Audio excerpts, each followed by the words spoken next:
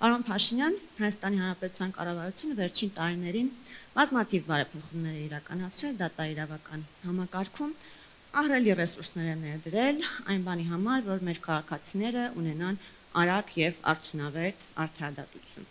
Սակայն տարիներ անց մենք դեռ խոսում ենք այն մասին, որ մեզ մոտ արդարադատությունը ուշանում է։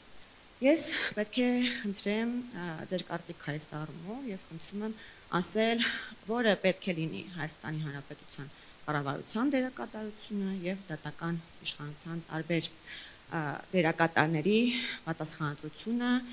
ժամանակին եւ արդյունավետ արդարադատություն մեր քաղաքացիներին հրամցնելու հարցում։ Շնորհակալ եմ շատ, նախ ողջունում եմ բոլոր ներկաներին եւ կարեւորում եմ այս քննարկումը եւ երեթե մի քիչ էլ ուշացել ենք, այսինքն լավ կլիներ այս ընթացքում մի քանի անգամ քննարկացնենք այս հարցերը, բայց հիմա գիտեք, ես կարծում եմ, որ պատճառներից մեկը, որը ընկած է հարցադրման հիմքում, նաեւ այն է, որ որոշակի խզում կա այնուամենայնիվ, ընդ որում եւ կառուցակարգային եւ բովանդակային Հայաստանի Հանրապետությունում արդարադատության եւ սահմանադիրի, եթե այսպես ասենք, ժողովրդի միջև, որովհետեւ տեսեք ինչ ենք մենք ասում նաեւ, ես այդ հարցի մասին շատ եմ մտածել, ինչ ենք մենք ասում կամ ինչու կա այդ հարցադրումը, թե արդյոք արդարադատությունը եւ արդարությունը նույն բանն են կամ արդյոք պիտի լինեն նույն բանը, մեծ հաշվով երբ որ փորձում ենք այս հարցը բաղդատել, տեսնում ենք, որ իրականում խնդիր կա հենց ինքնին ձևակերպման մեջ, բայց կարևոր է հասկանալ, թե ինչն է պատճառը, որ նման ձևակերպում եւ հարցադրում մեր իրականության մեջ կարող է գոյություն ունենալ։ Ես կարծում եմ, որ դրա պատճառներից մեկը այն է, որ Հայաստանում արդարադատությունը հասկանալի չէ շատերին։ Ինչ նկատի ունեմ հասկանալի չէ, երբեմն բառից բուն իմաստով հասկանալի չէ, որովհետև ես այս ընթացքում իմ շփումների, քննարկումների արդյունքում նաև հասկացել եմ, որ մենք ունենք նաև արդարադատության լեզվի հետ կապված խնդիր, որովհետև բայց այդ լեզուն ոչ միայն խնդիրը ոչ միայն նա, որ այդ լեզուն բարդ է, բայց կարծում եմ, որ երբեմն այդ լեզվի բարդությունը կամ լեզվի բարդացումը օգտագործվում է հետևությունների եւ փաստերի պատճառահետևանքային կապերը կամ դրանց բացակայությունը թաքցնելու համար։ Այսինքն երբեմն երբ որ քննարկումներ են տեղի ունենում կամ հանրային դաշտում կամ ոչ հանրային դաշտում, երբ փաստարկը փաստարկի հետևից, փաստարկը փաստարկի հետևից եւ մի X պահի իրավաբանական մեր հարգելի հանրությունը սկսում է օգտագործել այն բառապաշարը, որը մեծ սովորական մահկանացուներից ընդհանրապես հասանելի եւ հասկանալի չէ, եւ խոսակցությունը դրանով ավարտվում է, որովհետեւ ասվում է, որ ահա կապերը այսպեսին են, բայց այդ կապերը տեսանելի չեն երբեմն։ Եվ շատ հաճախ, երբ որ այդ թվում հանրային որոշակի արձագանքի արդյունքում եւ հանրությունը ստիպված է բացատրություններ ակնկալել եւ ստանալ, թե ինչը, ինչու, ինչպես,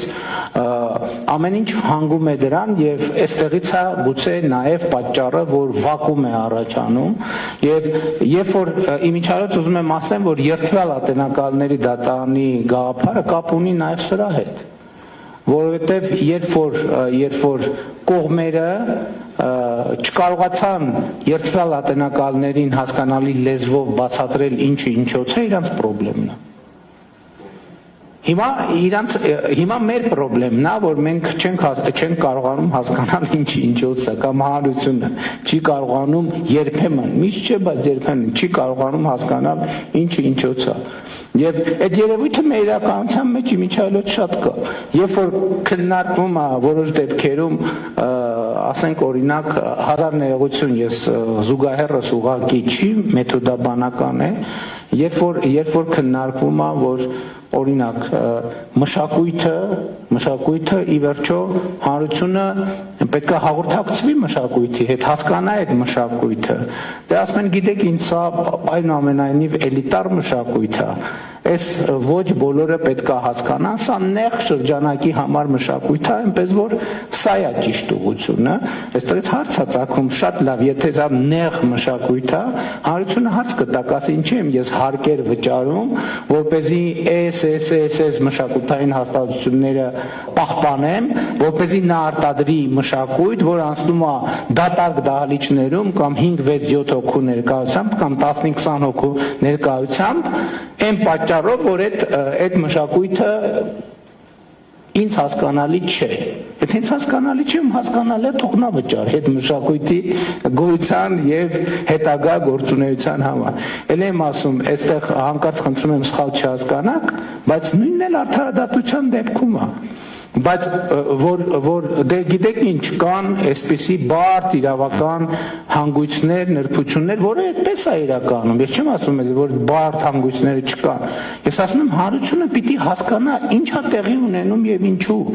Այստեղ է ճեղքը առաջանում, որ մարդիկ պատճառահետևանքային կապերը չեն հասկանում, ինչից սկսվեց, ինչի վրա ներքին համոզմունք, որը շատ կարևոր եւ առանցքային բան է։ Բայց եթե մենք չենք տեսնում, թե այդ ներքին համոզմունքը ինչի հիման վրա է ձևավորվել, հարության մոտ է ներքին համոզմունք ձևավորվում է, որ այս ներքին համոզմունքը ձևավորվել է ոչ ամենևին փաստերի եւ փաստարկների հիման վրա։ Ընդ որում նաև երբեմն մեր իրավաբանական հանրության ներկայացուցիչներ երբեմն կրակին յուղ են լցնում, ասելով, որ դե գիտեք ինչ, իրավաբանությունը ճշգրիտ գիտություն չի։ Այո, գալիս է, զարգանում,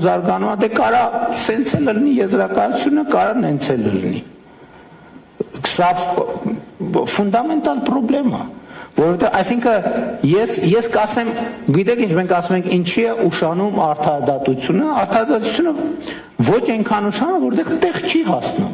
Ինքը անընդհատ process է, ինքը չի հանգուցալուծվում։ Ինքը գնում է, անընդհատ պատկերացրեք ճամփորդություն, որը չի ավարտվում։ Այսինքն չկա այդ վերջին կետը, որ մենք եկանք հասանք հետևյալ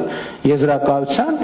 եւ ընդ որում այստեղ խնդրումը հələ եթե էս լիներ, դա կլիներ խնդրի մի մասը։ Նույն իրավաբանական նույն խոսույթները իրանք ունեն իրանք ներքին խոսույթը։ Օպերատիվ բլոկում առանձին ընկալումներ եւ պատկերացումներ կան, քննչական օղակում առանձին պատկերացումներ կան, դատախազական օղակում առանձին պատկերացումներ կան, դատավորական օղակում առանձին պատկերացումներ կան։ Ու սովորաբար, երբ որ բանը գալիս հասնում է այն դեպքերին, երբ որ հանրությանը պետք է տրվի պատասխաններ, ու էլ եմ ասում, ես ընդհանրապես ինչ եմ այս թեմաներով խոսում, որովհետև հանրության պատասխան տվողը ամենայն հարգանքով դահլիճում ներկա շատ, այսինքն ես եմ թիվ 1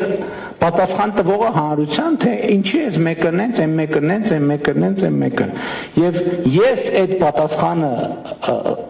որևէ ձևով բովանդակություն ստանալու համար ինչ որ ձևով դիմում եմ նաև հասկանալու համար, թե այդ հարցերի ինչ պատասխաններ կարող են լինել։ Եվ ֆունդամենտալ խնդրեմը ես հասկանում եմ, որ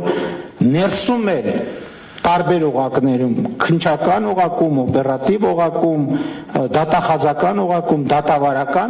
դատավորական օղակում, երբեմն մենք տեսնում ենք իրադրության էլի ոչ նույնական ընկալում։ Սովորաբար դատավորական օղակում ասվում է, որ դատախազական օղակում է խնդրեմը, որովհետև այնտեղ ինչ որ բանն են չի արվել, դատախազական օղակում ասվում է, որ գիտեք, քննչական օղակում է խնդրեմը, այնտեղ ոնց որ ինչ որ բան չի արվել, քննչական օղակում ոնց որ թե օպերատիվ մարմինը լավ չի աշխատել, այն պարագայում, երբ օրը ցերեկով ուղիղ եթերում մի բան է տեղի ունեցել, որը պետք է ստանա իրավաբանական արձագանք։ Օրը ցերեկով բոլորի աչքի առաջ տեղի է ունեցել մի բան, Ես էլ չեմ խոսում այն կոնսպիրատիվ, խորը կոնսպիրատիվ ինչ-որ պրոցեսների մասին, որ պետքա ստանա իրավաբանական օրը ցերեկով բոլորի աչքի առաջ բանա տեղի ունեցել, որ պետքա ի վերջո հանգուցալուծվի, ստանա իրավաբանական գնահատական։ Ու տենց էլ այդ իրավաբանական գնահատականը չկա։ Ինչու՞, որտեղ օպերատիվ բլոկը լավ չի աշխատել կամ հակառակից ասոր։ Այսինքն այս 4 օղակները Երբ որ չի հասցեագրվում հարցը, 4 օղակներ ունեն պատասխան, մյուս օղակը լավ չի աշխատել, այդ ամբողջ պատճառը։ Ինչը չգիտեմ ինչքանով է ճիշտ, ինչքանով է սխալ, բայց հարցը հետևյալն է։ Ես էլի շարունակաբար դնում եմ այս հարցը. A. Հանրությունը ինչով է մեղավոր, եւ B. Ես հիմա ինչ ասեմ մարդկանց։ Ֆունդամենտալ հարցը, իմ հարցը շատ գործնական է։ Ես իսկապես բաներ չունեմ, նախապաշարաններ չունեմ, մյուս կողմից դատական մարմինների անկախության խնդիրը նույնպես ֆունդամենտալ խնդիր է, որովհետև հասկանալիորեն այդ հարցը բարձրացվելիս խոսվում է կառավարությունից, իշխանությունից անկախության մասին, որը անառարկելի օրակարգ է, բայց մենք համոզված ենք, որ երբ որ կառավարությունից անկախ է այդ համակարգը, ուրիշ որևէ տեղից կախված չի այդ համակարգը։ Որն է այդ համոզմունքը, այդ մեխանիզմը որն է, որը մեզ պետք է տա այդ համոզմունքը, որ այո, մենք ունենք անկախ դատական համակարգ։ Մյուս կողմից կարող է արդյոք երկրում ինչքան անկախ կարող է լինել դատական համակարգը ժողովրդից սահմանադրից։ Որն է այդ անկախության մեխանիզմը։ Որովհետև ի վերջո Հայաստանի Հանրապետությունում իշխանության միայն մի աղբյուր կա, եւ այդ աղբյուրը ժողովուրդն է, եւ հետեւաբար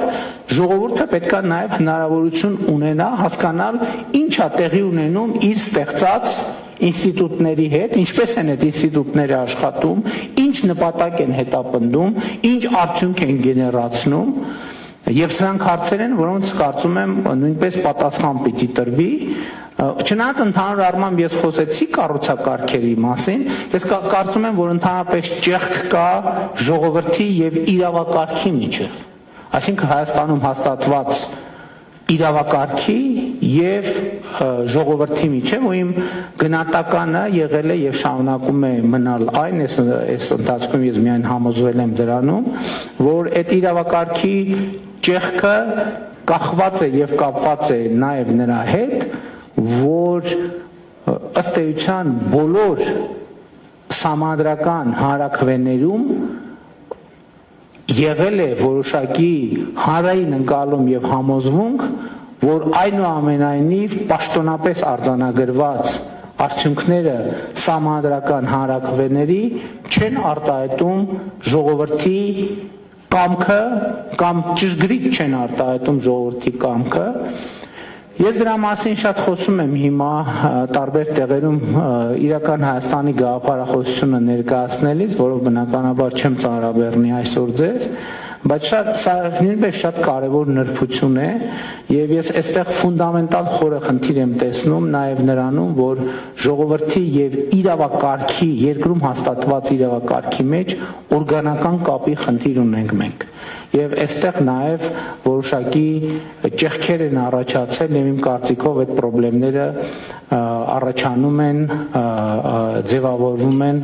այդ ճեղքերում եւ իմ կարծիքով սա հարց է, որի մասին մենք պետք է մտածենք, այսինքն հարցեր են, որոնց մասին պետք է մտածենք եւ քանի դեռ նման քննարկումների անհրաժեշտություն է շեշտադրումներով